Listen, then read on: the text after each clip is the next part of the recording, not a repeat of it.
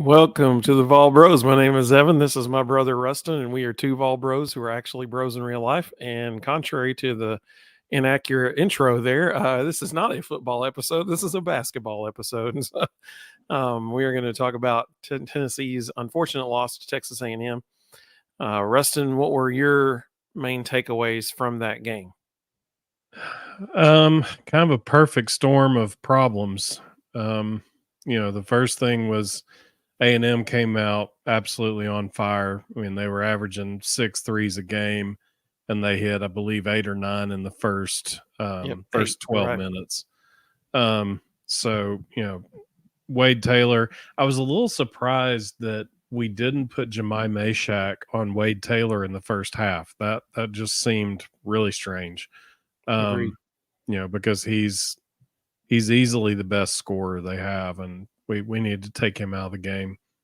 But when a team comes out and shoots 50% from three in the first half, you're not having a great first half.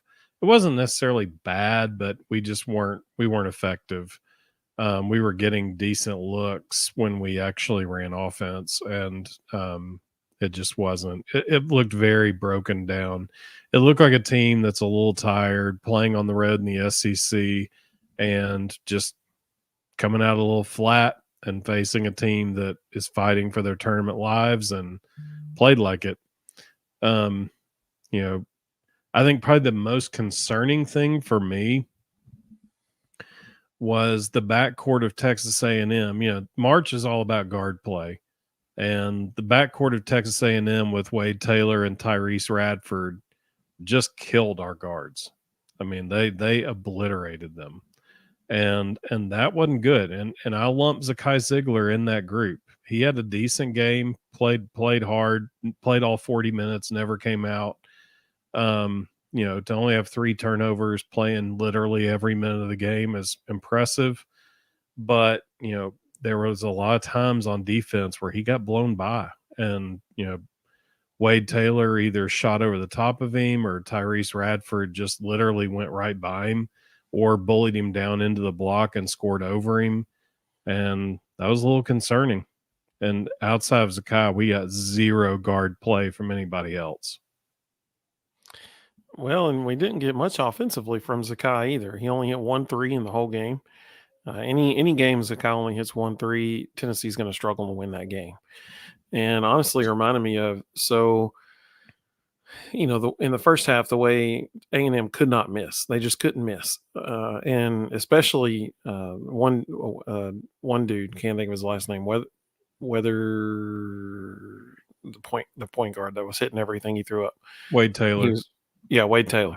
He was 5 for 5 from 3 at one point, and finally missed his 6th shot. But when they're making literally everything they're shooting, and we're not hitting anything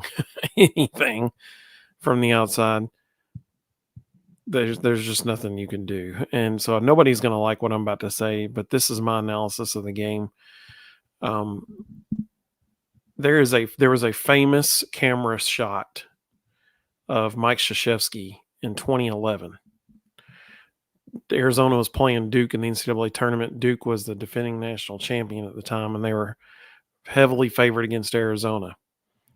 And Arizona ended up beating them by like 20-something points in that game. It was like 90-something to 77. I mean, they dominated them. And Arizona could not miss. And it seemed like when anything Duke was trying to do, they couldn't score. And there's a famous camera shot of Mike Krzyzewski on the bench looking at his assistant next to him. And you can read his lips. And he just said, it's just one of those things.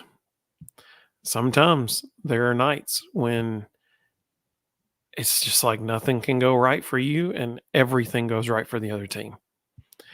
And at times it seems inexplicable as to why it's happening.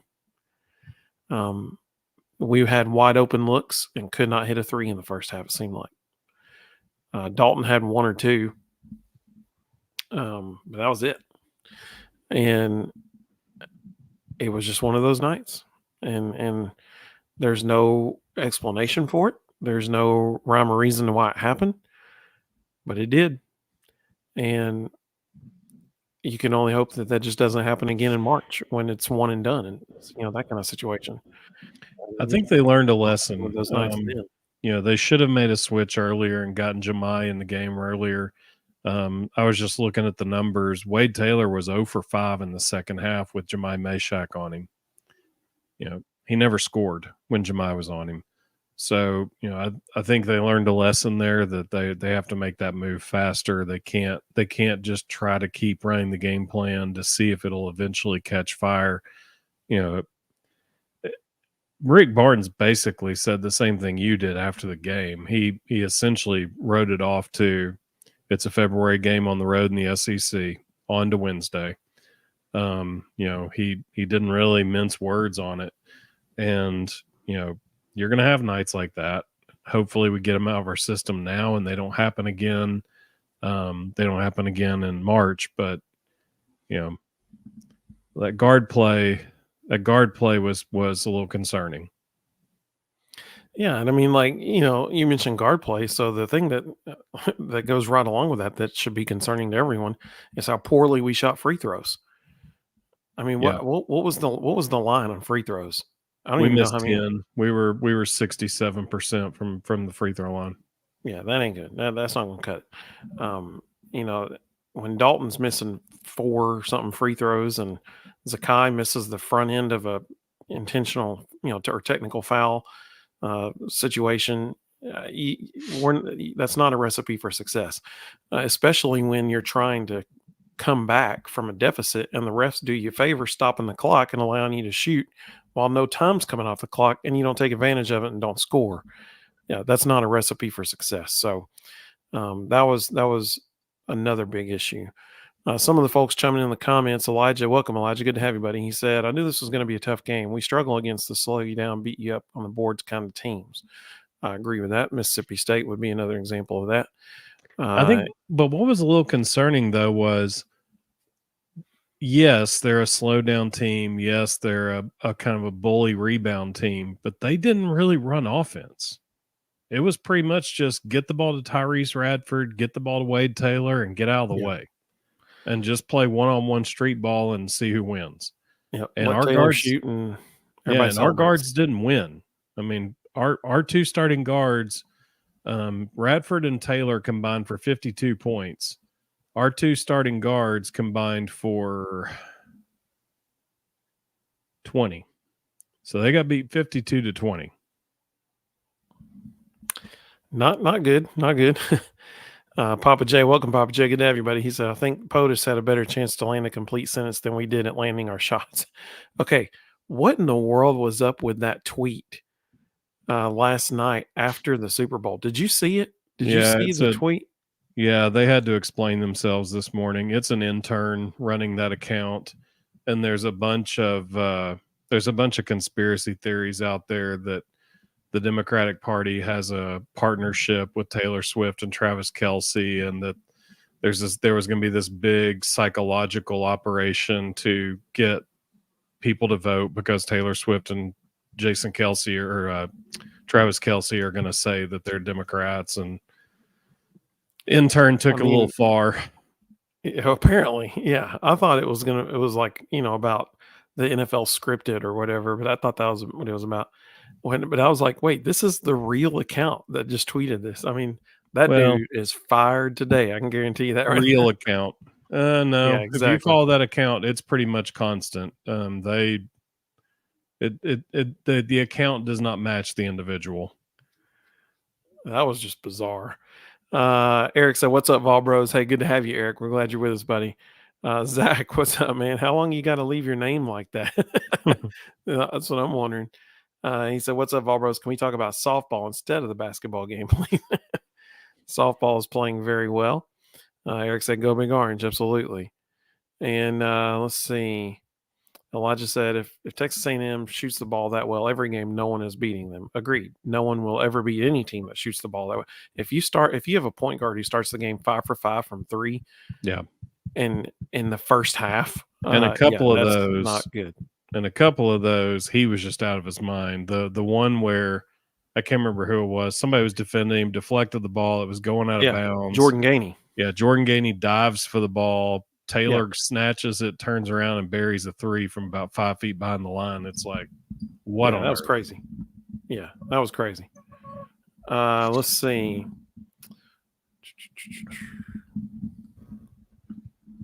Zach said nobody cared in that game. Yeah, I mean, the thing is, it seemed like it at times, but I mean, we know they do, but you just like this right here says it all. I just said Sky shot 1 from 8 from 3. If that is ever happening, we are not in a good spot to win the game. That's the bottom line. If he does, then Jonas Adu and Tobey Awaka need to have big games, and it needs to be a grinder game where we're pounding it inside. Problem was last night Jonas Adu was AWOL. He didn't really contribute anything. Yeah, and that can't happen. Let's see. Zach said he's already moved on to baseball and softball. Well, we still got March, but he's softball has already started. Baseball does start this weekend, so that's very exciting. He said, "Believe in the V." And I'm assuming that's Tony Vitello. Bob, hey, welcome, Bob. Good to have you, buddy. He said, "Agreed, Evan." Bob, that was in reference to sometimes it's just one of those nights. Wyatt, I'm so glad you joined us for a live show. Wyatt is one of our most frequent people who comments on our videos. He never really has anything positive to say, but I always tell him in the comments, and I'm never, ever sarcastic with our good friend Wyatt, ever. But I always thank him so much for commenting so frequently on our videos because YouTube sees that and they're like, oh, wow, this must be a great video. People are interacting with it. I'm going to recommend it to other people. And so Wyatt, even though he is very much not a fan of us, he helps us with the YouTube algorithm every day. And so Wyatt, we so appreciate you, buddy. And he said, Bama's better. And unfortunately, Wyatt, there is this thing called head-to-head games in basketball where Tennessee mopped the floor with Alabama just a few weeks ago. Dalton Connect had made Alabama's defense look like they were a high school varsity team, and he just dominated that game. And so Elijah referenced the score from that game for you. So Elijah, Wyatt, I so appreciate you commenting so much. You're helping us with the algorithm immensely. So you just keep on commenting, big guy. We appreciate it. And we will let Tennessee and Alabama decide on the court who is better. Backflip Spaghetti, that's a heck of a name. He said, I'm assuming this is a he. If I'm mistaken by that, you can let me know if I'm wrong. You could be the 7th female viewer that we have. So Backflip Spaghetti said they looked so confused and scared against that high press, and I didn't like starting the game in full court press about the Texas A&M game. So in the second half, they had to start pressing in the second half just to try to get back in the game, just like they did against Georgia at Georgia. So I mean, I understand. It was in the second half, late in the second half, Texas A&M went to like a 1-3-1 half court press. Let's see.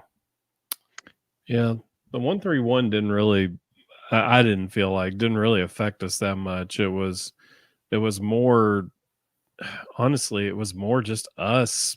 It was mostly self-inflicted. It was us driving into the lane without a purpose, getting in there, not sure what to do with it once we got in there. Them doing a really good job of scouting and covering up our typical next pass, and people kind of freaked out a little bit.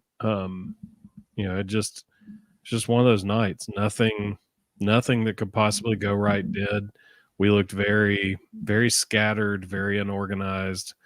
And, anybody who knows anything about our coaching staff knows scattered and unorganized is not adjectives that are used with them. It's just what happens sometimes. You just have a night where it becomes infectious. Billy, welcome, Billy. Good to have you with us. He said, "How come Tennessee doesn't have a good basketball team, but yet the football team's doing pretty good?" So their basketball team's ranked in the top 10 in the country. So Has that's been pretty pretty good. much all season. They're probably going to end up being a 2 seed in the NCAA tournament.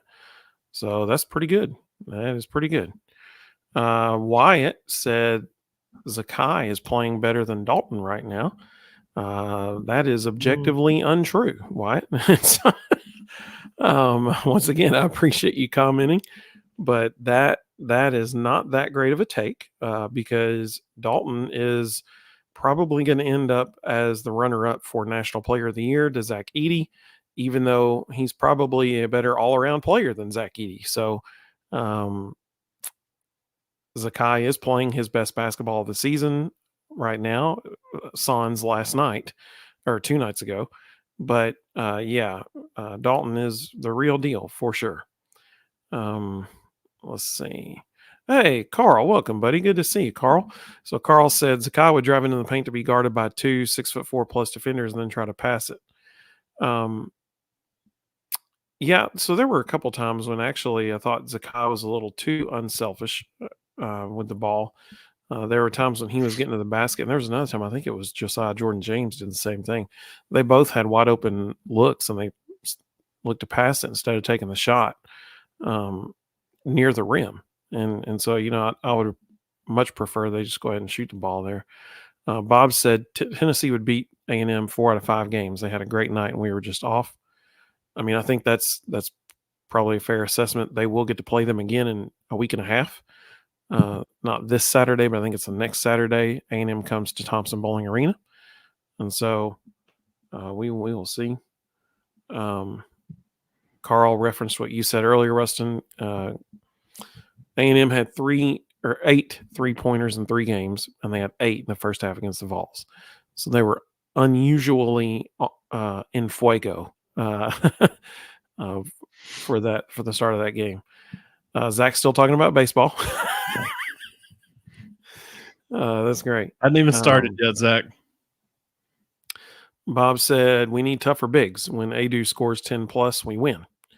Love Adu, needs to be a little bit tougher. Go Big Orange. I think that's a fair assessment as far as when Jonas scores double digits, Tennessee is in a very good position to win. If Tennessee had Jonas and one other person, whether that be Zakai, Josiah, or Santi, if one of the 3 of them and Adu both score 10 plus points, then Tennessee's in a really good spot to win because Dalton's going to get his. He's going to get his points. So I agree with that.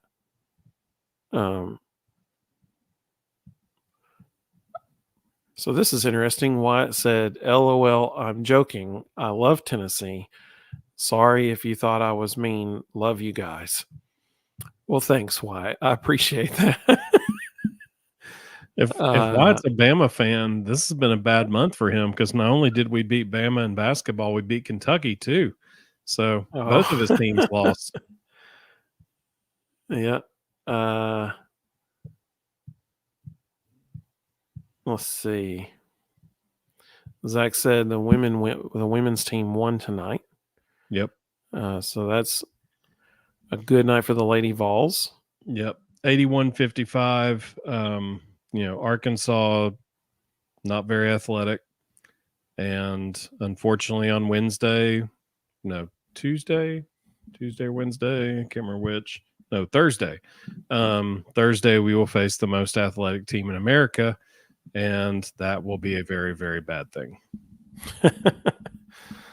Let's see. Elijah, I appreciate that, Elijah. That's pretty good, man. Carl said, team sport. One fly, we all fly. One suck, we all suck. True statement. Let's see. Bob said Tennessee is in every sports school. I agree with that, actually. I think that anybody who is objectively looking at Tennessee's athletic department would agree with that. Big Orange Vol. Hey, there's a new name. I appreciate you joining us. Welcome. He said, fall can't get here fast enough. Old Tennessee fans going to have another good quarterback to watch. I totally agree. Absolutely. Let's see. And then he continued that thought by saying, as the Smoky Mountains are plagued in orange. Zach said, I know I love everything orange, but I'm a former baseball coach. That's cool, Zach. That's cool, man. Let's see. Tri-Cities Vol. Hey, welcome, buddy. Good to see you. He said, can't wait for Aggies to come to Knoxville. We'll be shooting different. Will be a different shooting percentage. That's basketball. Totally agree. 100% agree with that. Elijah said, can't wait to get rolled by 100 against South Carolina on Thursday. The women's team. At least. Let's see. Oh, Zach's bringing it. Zach always brings it. He said, Thursday at 7, we're eating chicken. Shocking the world. Zach, don't place any wagers. That's not going to end well. So Wyatt asked a great question here. He said, do y'all think Adu should shoot the ball more? I feel like Connect chucks up too many threes. We have a bad habit of first. Yeah, we have a bad habit of standing and watching Dalton sometimes. And I thought after the last couple of games we got that out of our system, but against A&M we reverted back to it. And I thought Adu was kind of non-existent. I didn't feel like he even wanted the ball. I never really saw him trying to establish a presence, demanding the ball. I think his hesitancy forced the coaches to not call his number. If you notice, when Tobey came in, they ran a couple of sets to get some post ups.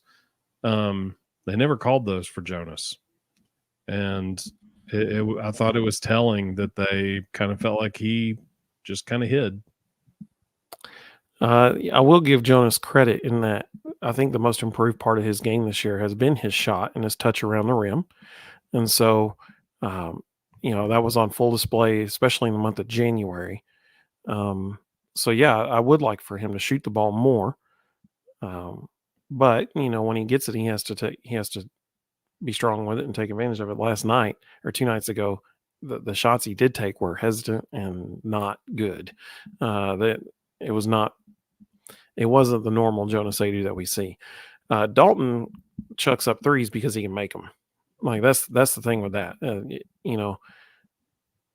If he shoots it, I think everybody's cool with it because they know there's a pretty good chance it's going in. Carl makes a really good point here, and he's referring to Santi and Josiah.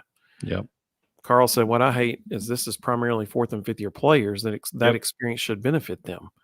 They should be more consistent, should be less rattled. And I 100% agree. Santi has lost money this year.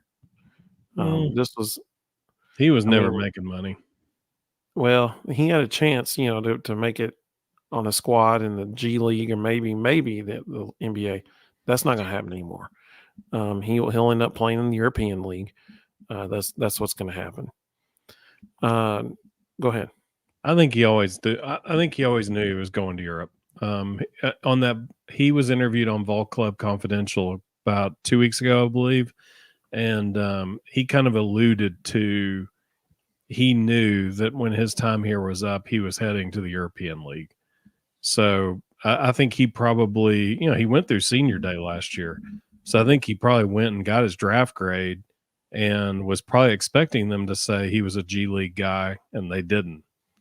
And so he kind of went, oh, well, guess I might as well come back and then head to Europe. HT14 said, hey, welcome, buddy. Good to have you. He said, do you think any NBA scouts will come watch DK? I think they're at every single game watching DK. Every single team wants him. Yep.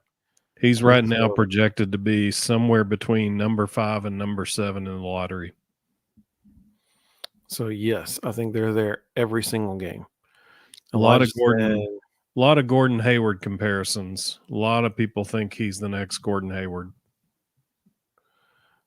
Big Orange Vol said, we need to win a championship in either basketball, baseball, or softball this year. Totally agree. This is the year to do it. And he said, love me some baseballs. Absolutely. This weekend is when it starts, this weekend. Tri-Cities Vol asked a great question. So I'm going to star that. We'll come back to that. We'll end the show with that. I think that's a great question. So we'll come back to that after we finish talking about the basketball game. Let's see. Wyatt said, can Meshack shoot the 3? I think he should learn how to. Could be another threat. He has gotten better at it this year than previous years. His shot has certainly improved. Zach said Shaq is a threat. He hasn't made one in a couple games, but there were several games in a row where he was making them pretty consistently. Daniel, welcome, Daniel. Good to have you, buddy. He said NBA scouts watching Connect like Michigan watches everyone else.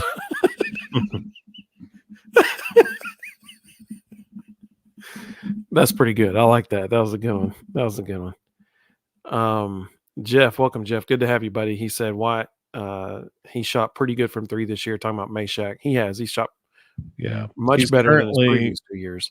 He's currently 10 of 26, so that's 38% from three. It's pretty good. That's good. That's good.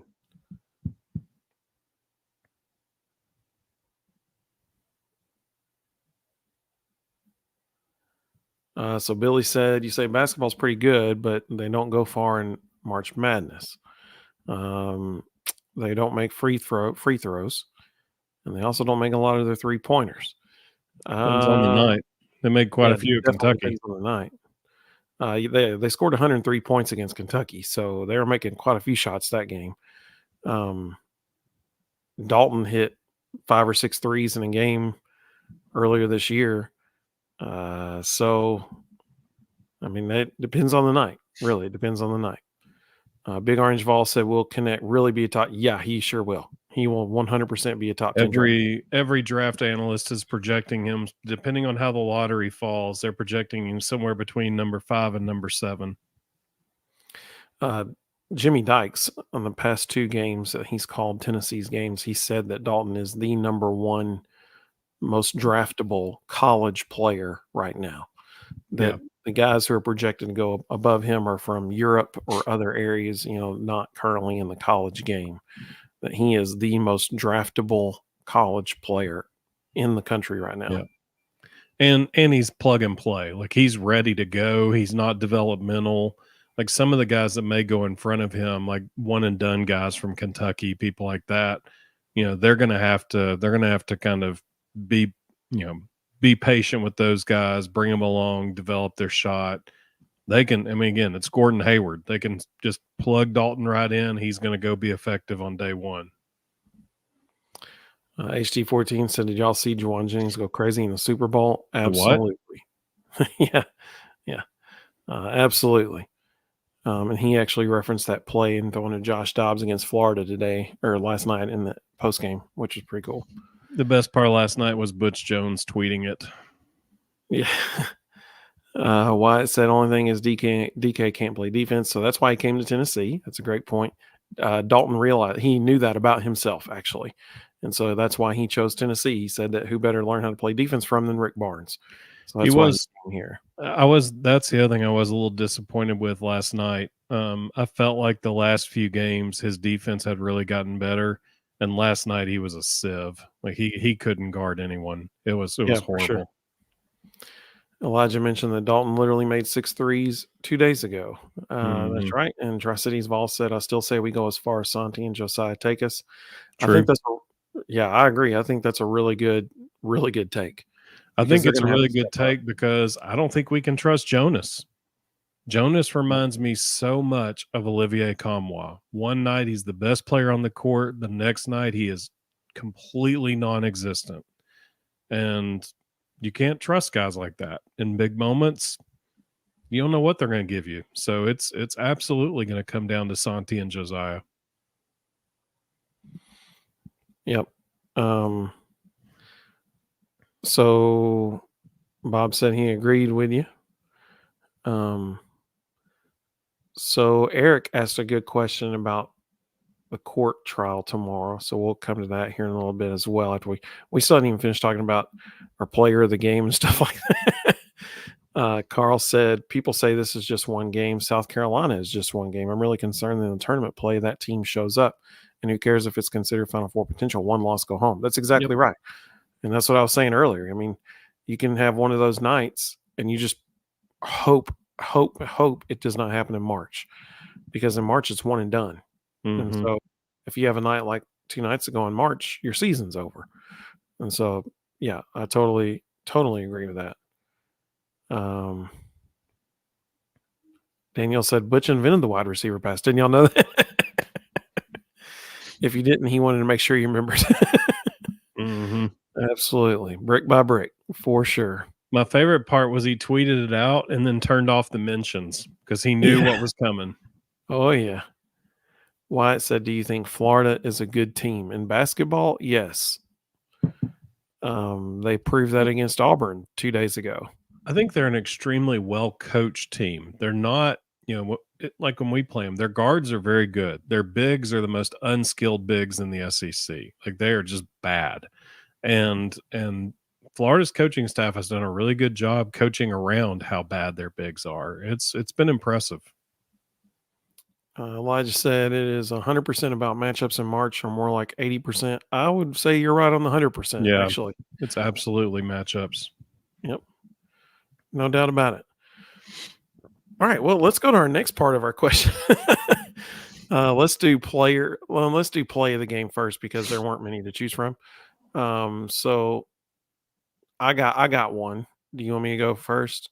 Yeah, because I don't have one. Okay. So my play of the game was actually a series of back-to-back possessions in the second half when Dalton re-entered the game after being on the bench because he had the 4 fouls, and he came back in the game and immediately hit 2 threes, back-to-back possessions. Didn't even make a pass, just came down the court and drained him, from one of which was about 3 feet behind the line. So that was my play of the game. I thought that was pretty sweet. So who's your player of the game? I'm going to give it to Dalton, although, offensively he played, I thought, very well. When everything around him was collapsing and not going well, I thought he still held his own, had 22, but I also wonder if I went back and charted how many points the guy he's scoring guarded, it might have canceled out. He might have actually been just a wash because it felt like on every possession, whoever he was guarding was who was scoring. So by default, I'll give it to Dalton, but honestly, I could have not had a player of the game too. It was a pretty abysmal performance. Yeah, agreed. I'm just giving it to Dalton because without his scoring, we're not even in the same zip code. If he doesn't score the way he did, then it's a 40-point win. I mean, so that's why I'd give it to Dalton. Zach had a great play of the game. He said Kiki Malloy's a home run to tie the school record. Oh, wait, basketball. Sorry. I like it. That's pretty good. Elijah said we just need 4 games against fast-paced teams, and it's an easy Final Four. So I'm going to go back to those 2 questions that came through earlier because they were really good questions. And so, whoops, wrong button. There we go. So we had 2 questions that came through earlier. Oh, hey, Carl, man, you were the man. We appreciate Carl and Wyatt. Carl, we do appreciate that so much, man. You were the man. Thank you. You are awesome. So 2 questions came through. Tri-Cities Vol says, have you guys talked about potential running back coaches? Assuming everything plays out the way that, it's expected, Tennessee will be looking for a running back coach. Has it been official yet? Finalized it this afternoon. Well, there you go. See, I was busy, so I wasn't watching. So was it the Jaguars? Yeah. Okay, so Jerry Mack is now the running backs coach for the Jacksonville Jaguars. That was first reported about 2 days ago that it was, potentially going to happen. And so apparently it became final today. So possible running back coaches, Jabari Davis tweeted out yesterday they need to contact Montario Hardesty. He is currently the running backs coach of South Carolina. Rustin, what do you think? I think it'll be one guy and one guy only. Matt Merritt was on staff in 2021. He has been with Heupel in the past. Golish took him to South Florida, and he was running backs coach for a season there.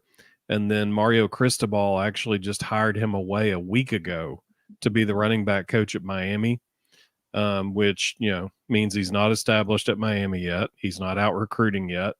And if if he was thought highly enough that Mario Cristobal would go get him and bring him to Miami, we need to go get him and bring him back to Knoxville. And I think just with his prior knowledge of how they run offense, I think he's the logical guy they'll all go after. Did you see what Carl just did? Carl gave another $5 super chat, and he said transfer fee for Rustin to become running backs coach. I'll take it. He'd take it. Yeah, he'd take that, no doubt. Probably the second choice is Terry Joseph at North Carolina. Lot of experience recruiting the state of North Carolina, a lot of experience in previous stops recruiting the Memphis area. So it'd be a logical replacement for Jerry Mack, because that was Jerry Mack's primary recruiting zone was Memphis. So, I think that's a good second option. But I would be very surprised if it's not Matt Merritt. Somebody else said Trooper Taylor. Ain't happening. I think Rustin actually had the best take of anybody on this deal, and he tweeted out from our Volbros account the other day that fortunately the running backs coach position is the easiest coaching position to fill. Yeah, and I think he's exactly right on that. And so that's a good scenario for Tennessee. If you had to pick a coach to replace, you hate losing Jerry Mack, but it's a position on the staff that is easy to fill. Yeah. Let's see. Jeff said his play of the game in the basketball game was the last one. I like it. That's a good one. Okay, Daniel said, guys, I'm not a basketball guy, admittedly, but what's with the inconsistency? Is that normal basketball, or what's the cause of it? Seems to be the norm at Tennessee. So frustrating. Okay, I have an answer for this. Do you want to answer first, or do you want me to go? You can. So if the last 4 years wasn't in our minds, then I think that this question would just now become maybe an issue. Because really the month of January, they played fantastic. December, we saw inconsistencies. November, we saw inconsistencies in scoring. January was fantastic. They never had a scoring drought in January like they did in November and December. I always go back to that Kansas game in November where they went almost 8 minutes without scoring. That's unheard of. And so, unfortunately for Tennessee fans, we have the memories of the last 3 to 4 years. And this has been a consistently inconsistent team over the last 3 to 4 years. Let's go back to last year. Last year, they played Texas in Thompson Bowling, and it's one of the best games in Rick Barnes' coaching tenure, probably at Tennessee. They played phenomenally. They win the game, and people are talking about this could be a national championship team because of how well they played in that game. And then you got a few weeks later, they can't score again. So, I mean, this has been consistently inconsistent. And that's why, I was so encouraged by the month of January, because for the first time in years, they were actually consistent in scoring. And even when they weren't, Dalton was able to get points. This month, we've seen 2 games this month now where they've had one time it was a short little drought that they overcame. But last night, it was just like they could not, the rim was closed when they were shooting from beyond the arc, except for Dalton. He was the only one making them.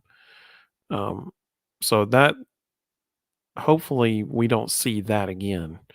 And hopefully guys like Zakai and guys like Santi, when they realize that they're not hitting the outside shot, hopefully they're going to take the ball to the rim. Because once you start seeing the ball go through the nets, all of a sudden you start seeing it go through the nets way more because shooting's contagious.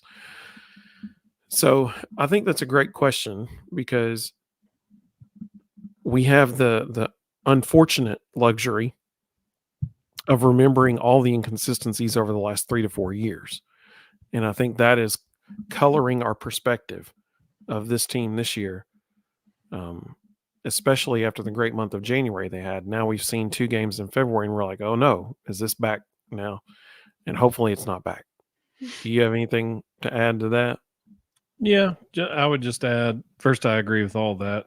Second, in 2022, there were people calling for Rick Barnes to be fired in January, and then we won the SEC championship.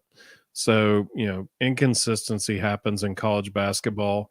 The other thing I would add is right now there is just an insane amount of parity in college basketball, and it's really hard to win on the road. Saturday alone, think about this. This is kind of nuts. Saturday alone, 7 of the top 25 teams in America lost. 6 of them were on the road. So, it's just hard to win on the road right now in college basketball. There's so many good teams. The game has changed. On any given night, somebody can get hot and shoot you out of a game. And, you just can't dwell on road losses. It's just not the same anymore. Absolutely. HD14 said, do y'all try to go to Tennessee sports games often? I mean, much as we can, sure. We were able to get up to 2.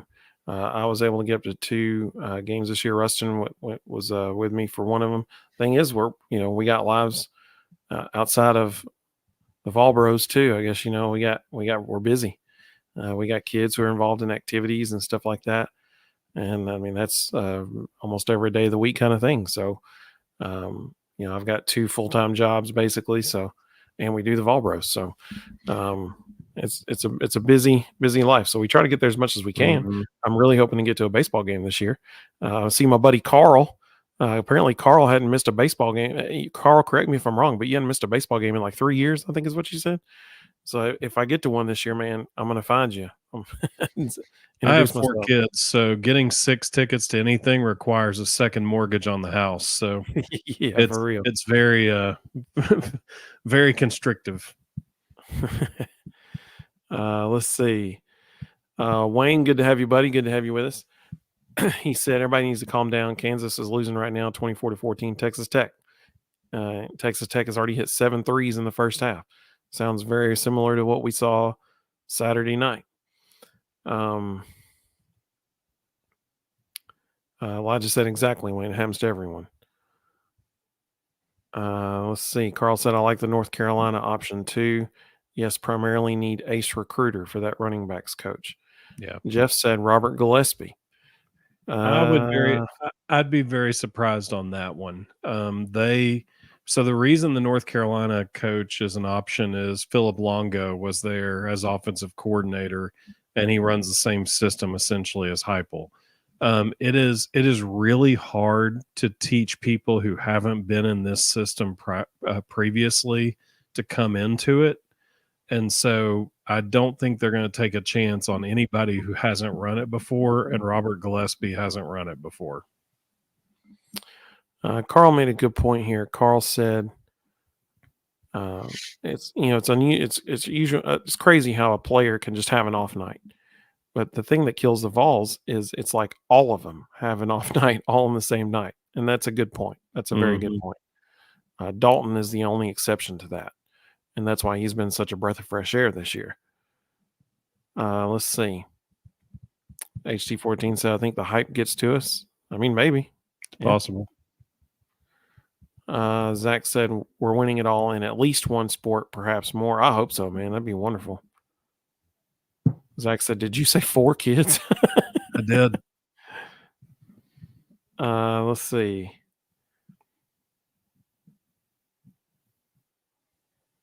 Oh, Zach, Carl said yes, but only on TV. I live in Florida. I wish I could see a game live. That's what I love about SEC Plus. Absolutely, man. Yep.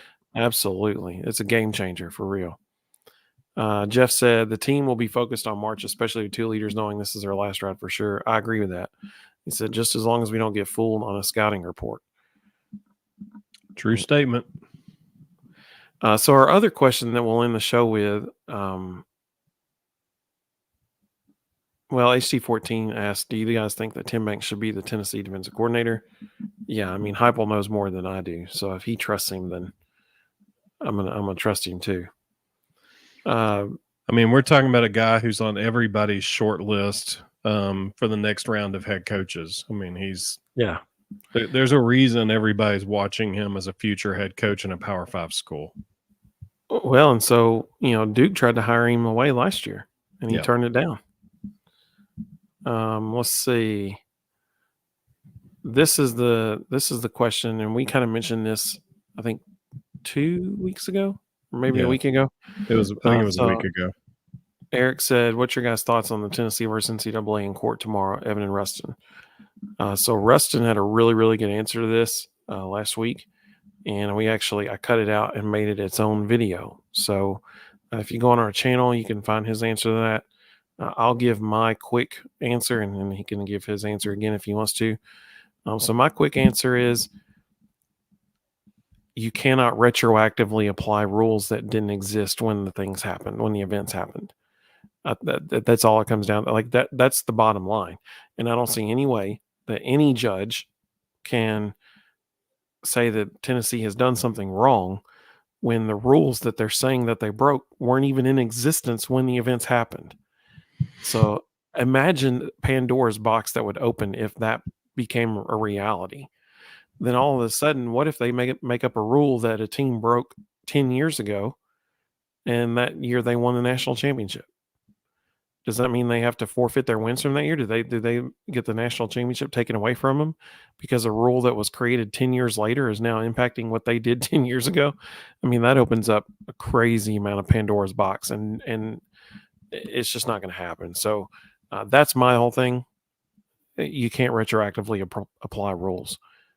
What about what you want to add anything, Rustin, or you just want to say I said I it think all? I'd say see that video and it's all bogus. And if the NCAA tries to pursue this at all, Tennessee's got a laundry list of universities that are ready to jump in that lawsuit with them because they know they'll be next. And again, Carson Beck's running around saying he wants $4 million to stay at Georgia, and then he shows up to practice the other day in a brand new Lamborghini. I mean, come on. Like, we're talking about a plane ride? Seriously? The starting quarterback is out there publicly saying he wants $4 million to stay. And we're going to talk about a plane ride? No. Daniel makes a great point. He said you definitely can't do anything when the president of the NCAA gets on television and says there are no rules in regards to NIL at the moment. Like, I mean, he shot himself in the foot when he did that. Daniel's exactly right. So yeah, nothing's gonna come of it. No. Elijah said, "I remember I accidentally bought a year of ESPN Plus and I haven't looked back." I love it. That's great. Carl said, the issue is not Tim Banks. The secondary has been our issue. And so Elijah said, Willie's the one that needs to go, not Banks. He's been good. So we'll find out this year, I think. I think this year is going to be the telltale sign about our defensive secondary because we got athletes back there now. We got the athletes. How well are they going to coach them up to be able to play? So this year will be in my opinion, a big factor into what happens with Willie Martinez. Big Orange Vol said, "Will 10-2 be good enough for the expanded playoff this year, no matter the losses?" So that's a good. So the first half of that, yes. The second half, I don't know. That becomes interesting. If they lose to Vanderbilt, no. Will they lose to Vanderbilt? Statistically, probably not. I mean, the two losses that we're looking at will be Georgia, and if they go 10-2, then they'll probably either lose at Oklahoma, which they probably won't lose that game, or maybe Alabama at home, which now who knows if they're going to lose that game. They get Florida at home as well. So will 10-2 be good enough? I think so, because the losses that they're not going to lose to Vanderbilt. They're not going to lose to UTC. The two losses, let's say if it's South Carolina and well, they don't even play South Carolina, so that's not even an issue. So yeah, I'm going to say 10-2 is good enough. What do you think? Yeah, definitely. Anybody who finishes 10-2 in a Power 5, Power 3 conference next year, is going to be in the hunt for the playoffs. So Jared just asked a really good question. He said, "Not sure if y'all discussed the running back coach opening. We did just a little bit ago." But he said, "But what's your thoughts on Cadillac Williams? I know he has no ties to Tennessee unless Rodney Garner pulls him in." That's an interesting. That's a nice So little curveball there. So there's two issues there. The first one is what I said a second ago about Robert Gillespie. One of the issues, because like I said, they're going to find somebody who has coached in this type of system or in this system. And that's why I think Matt Merritt is squarely at the top of the list. But, Cadillac, one of the issues Cadillac had, because people would say, well, Hugh Freeze's system is similar. Yeah, and they butted heads. Cadillac didn't want to coach the way Hugh Freeze wanted running backs to be coached. So that was problem number one. Problem number two, I'm not sure Cadillac's going to be coaching anywhere next fall. I think he's going to take some time off. One of the things that he cited in his decision was family, and he named specifically his sons. And so I think he's got some personal stuff he needs to get fixed at home. And I think he has realized that he probably needs to spend some time with his kids. So I don't see him coaching anywhere in the fall. And I would be very surprised if Tennessee talks to him, because it's pretty publicly known that he did not want to coach running backs the way Hugh Freeze wanted running backs to be coached. And that's exactly how Josh Heupel is going to want running backs to be coached. Carl made a really good point here. I love this analogy. This is a great point, Carl. He said the NCAA is wrong. It's like having a traffic camera recordings with 50-mile-per-hour speed limit, changing to 40-mile-per-hour speed limit, then going back and issuing tickets. That's a great analogy. Mm-hmm. That is a very good analogy. Let's see. Daniel said, I feel like the NCAA did this to force member programs to come up with a plan, potentially. Jeff said it's going to be a about real the expensive purchase. plan. It's backfiring on them pretty badly, because I saw one number that was out there was this could cost the NCAA up to $4 billion with a B, billion. That's a lot of money. So if this is all to get a plan, that's going to be the most expensive plan they've ever bought. Zach said, "Free the Nico." Big Orange Vol said, "We're the NCAA's Huckleberry." I love it. That's great. I wouldn't hate it if Danny White decided to quote Doc Holliday a few times in the courtroom tomorrow. So Zach said, we're shutting out Oklahoma 56-0 this year. That would be wonderful if that happened. I don't think it will, but that would be wonderful if it did. This is a good question. It's a two-part question. Big Orange Vol said, will Mike Matthews get to play this year and Boo Carter? So I'm gonna answer the second part first. Well, Elijah just answered. I agree with him. He said Boo will be the kick returner for the Big Orange. Not sure about Matthews. So I think the two people you're going to see as the deep backs on kickoff return are Boo Carter and Cam Selden. I will not be shocked if the punt returner is Boo Carter. What do you think, Rustin? I think if Cam Selden is doing a really good job running the ball and getting a lot of touches, I wouldn't be surprised at all to see Boo Carter and Deshaun Bishop returning kickoffs. I could very easily see that. From a scheme perspective, I think Boo Carter probably plays right away at returner. I think he probably gets some snaps at safety. The early returns are that he can compete at this level right now. And, that's a position that's kind of a question mark. So I think early in the season, they'll probably rotate a lot of guys at safety to see who's going to win the job. I don't think we can answer about Mike Matthews yet. I think we have to wait and see what happens in spring practice. If you see Caleb Webb, Nathan Leacock, somebody like that enter the transfer portal after spring practice, then yes, we are going to see Mike Matthews play this year. If those guys don't enter the portal, then no, we're not going to see Mike Matthews this year. Yeah, that's the thing. That wide receiver room is 9 people deep. Mm-hmm. Somebody's not getting on the field. When Nathan Leacock came into the program, people were like, he's going to play as a true freshman. Well, he hadn't seen the field yet. So, I mean, Mike is better than Nathan was when he came in, but we'll see what happens. It's a different level. It is a different level now. Let's see. Zach said Matthews is going to be exciting to watch. I hope so. Big Orange Vol said, I think Peyton Lewis is going to be special. I agree with that. I would also say Rustin hit the nail on the head as well. Don't sleep on Deshaun Bishop. Yep. The guy will be electric with the ball in his hands.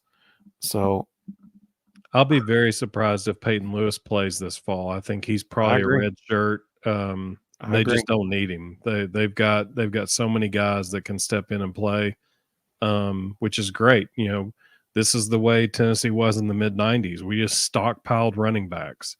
And, you know, there were some studs that redshirted their freshman year at Tennessee because there was just so many good backs in front of them. And I think we're getting back to that place. Absolutely. Zach said that'll be funny. He gets off defense to go return a punt. Wouldn't be the first guy to do it, like Kool-Aid McKinstry. Mm-hmm. He did it for 3 years at Alabama. Dale Carter. Trustees Vol said, I think Boo would be a great at the nickel position as well. I think we're good there. I think they really like Jordan Thomas at the star, and I think they like John Slaughter. So I think they're going to give Boo a legit look at a true safety position, possibly even the free, because he does cover some ground. So you know, I think they like Jordan Thomas at the star. I'll be surprised if they work Boo at star. Big Orange Vol said, I love Jalen Wright. I'm going to miss him. Mel Kiper actually named Jalen Wright his sleeper in the running back position in this year's NFL draft.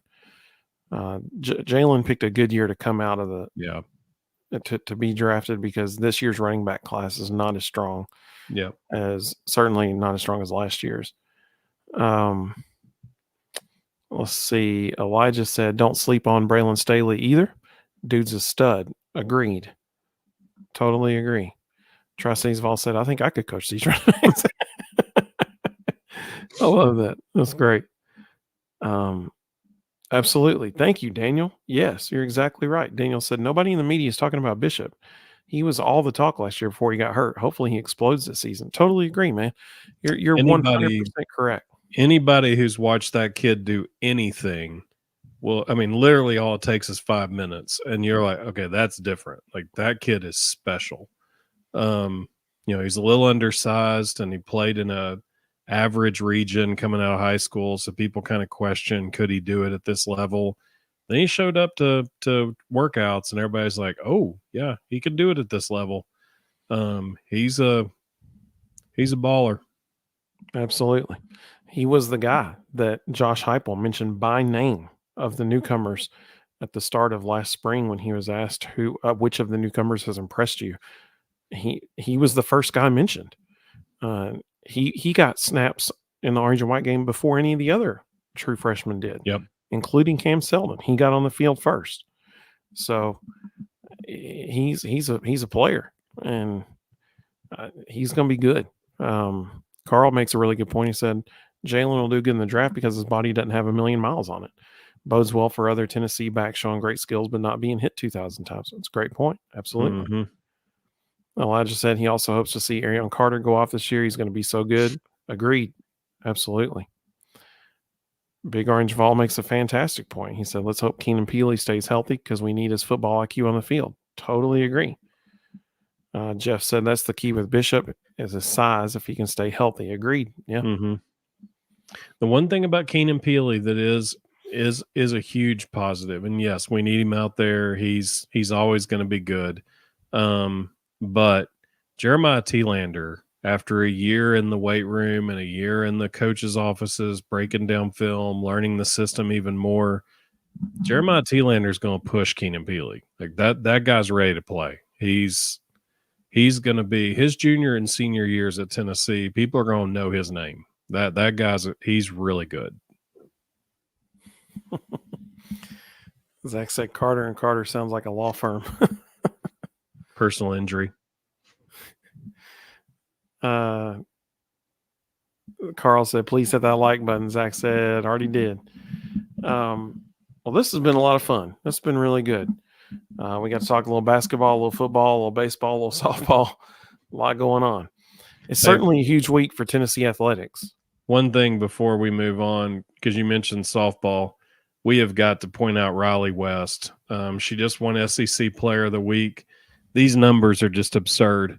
Through their first 3 games, she is 5 for 7 with 2 doubles, 2 home runs, 6 runs scored, and 6 RBIs. She is hitting .714. Holy cow. 5 for 7 with 2 home runs and 2 doubles by itself is insane. But then when you look at 6 RBIs, 6 runs scored, she's been to the plate 7 times and she scored 6 of them. Her current slugging percentage is 1857. I mean, I've never seen a number that high. Like she has been on an absolute tear. That's incredible. Elijah just said that's insane. Zach made a good point. She's beating Kiki in home runs, and nobody does that. Yeah, that's a good point. They hit 5 bombs through their first 3 games. They've got some girls that can swing it. Jeff said T-Lander is a beast. Daniel said Peely's a monster. Absolutely. Zach said he loves this time of year. And Big Orange Vol said, let's go Lady Volunteers. Absolutely.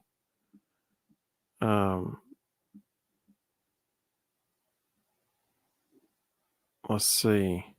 Elijah said this softball team is going to be so good. Same with baseball, same with football, same with everything. It's an everything school now. Like, there's no doubt about that. I agree. Yep. Kudos to Danny White. Absolutely. Well, this has been a whole lot of fun. We're so appreciative of everybody joining us on a different night than when we normally go live. Like I said, we decided that it probably wasn't the wisest decision to try to compete with the Super Bowl. So we postponed to tonight, and I'm glad we did. It's been a lot of fun. We will be live Thursday night. I haven't talked to Rustin yet, but I'm planning on it. I think he is too. So we'll be here Thursday night. I'll be in a hotel in Florida, so might as well. There you go. Sounds good. Elijah said, I look forward to y'all stream every week. Thanks for doing what you do. I appreciate it. Hey, we appreciate that, man. Seriously, thank you so much. You're very kind. Thank you. Hopefully Thursday night we're talking about a basketball win and not why are we so inconsistent. Absolutely. Carl said Vols are, on the softball field number 2 in the nation right now. That's exactly right. But we hope everybody has a great, great evening. We hope everybody has a good week ahead of you. We look forward to celebrating a win, hopefully. Tennessee in action against Arkansas. Elijah actually just commented as well. He said we should be talking about a win because it's Arkansas. It's at Arkansas. So hopefully Tennessee pulls that one out. But we hope everybody has a great evening, and we see you Thursday night, 9 o'clock Eastern on YouTube, X, and Twitter. Wait, X and Twitter are the same thing. YouTube, X, and Facebook. There we go. So we hope everybody joins us then. And Carl, we appreciate you so much, man. Thank you. He said, thanks, Evan and Rustin. Hey, we love you, Carl. We appreciate you, buddy. Zach said, good night, Vol Bros. Appreciate you, bud. Hope you have a great evening. And to everybody else, we appreciate you all too. And we look forward to seeing you on Thursday. Big Orange Vol said, good night, fellas. Good show. Thank you so much. We appreciate that. Bobby, hey, welcome, Bobby. Good to have you. He said, awesome show, guys. Thank you. Hey, we appreciate you so much, man. Thank you. We hope everybody has a great evening. Good night, Jeff. Hope you have a good evening as well. And we will see all of you on Thursday. Go Vols, baby.